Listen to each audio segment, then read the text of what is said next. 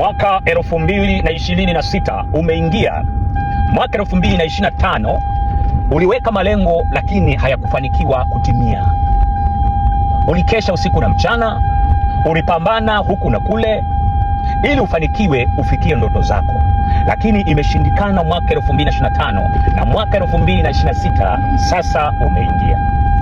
Sasa basi, mwaka 2026 ufanye ukawe mwaka wako wa mabadiliko, ukawe mwaka wako wa kuziona ndoto zako, ukawe mwaka wako wa kuzitimiza ndoto zako.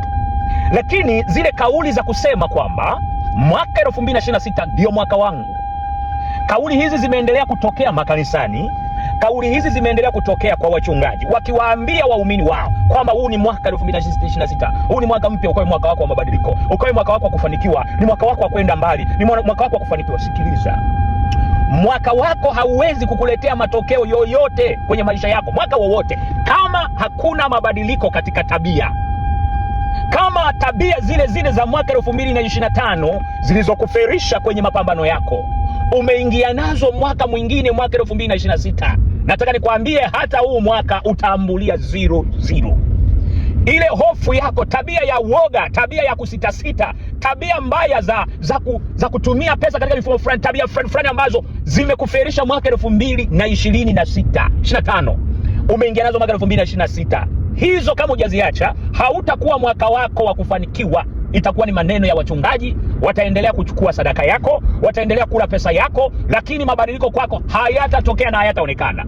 Mabadiliko ya maisha yako na kuwa mwaka wako unaanza na mabadiliko ya tabia zako, kubadilisha tabia zako za ndani. Tabia za mwaka 2025 zilizokuferisha lazima uziache, uingie mwaka 2026 ukiwa na mkakati mpya wa kufanya mabadiliko kuanzia kwenye tabia. Tabia ikibadilika, hata huo mwaka unaokuja, nataka nikwambie, utakuwa ni mwaka wa kuboost na kuendelea kufanikiwa zaidi, kwa sababu tabia zako zitakuwa zimeanza kuchange. Hautakuwa kama yule tajiri kama tabia zako hazijabadilika. Utajiri sio bahati, mafanikio sio bahati. Mafanikio ni mabadiliko na mikakati, principle, kanuni, mfumo uliojikamilisha, sio bahati nasibu. Kwa hiyo lazima uanze kufanya mabadiliko kwenye tabia yako.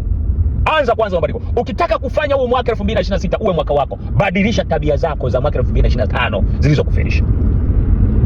Ninaongea na mtu mmoja hapa, badilisha tabia zako mwaka 2026, zile tabia za mwaka 2025 ziache, ili uwe mwaka wa kwako wa mwaka 2026 ukakuletea matokeo. Lakini kama utaendelea kusikiliza tu yale maneno kama ngonjera za wachungaji wa leo na manabii wa leo wanaosema huu ni mwaka wako, mwaka wa 2026 utakuwa mwaka wa mafanikio, na wewe amen, na wewe mwaka haya watu wote watoe hapa sadaka, walete kabisa hapa sadaka zako, na wewe unaenda kupeleka sadaka kwamba huu utakuwa mwaka wako. Ni maneno, ni saikolojia, inspiration za kukusisimua. Usikubali kuwa mjinga ukaliwa sadaka zako.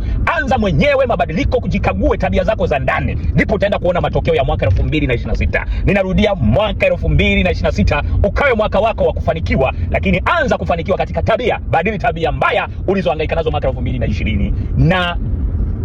Nenda 2026 ukawe mwaka wako wa mabadiliko. Mungu akubariki sana. Asante.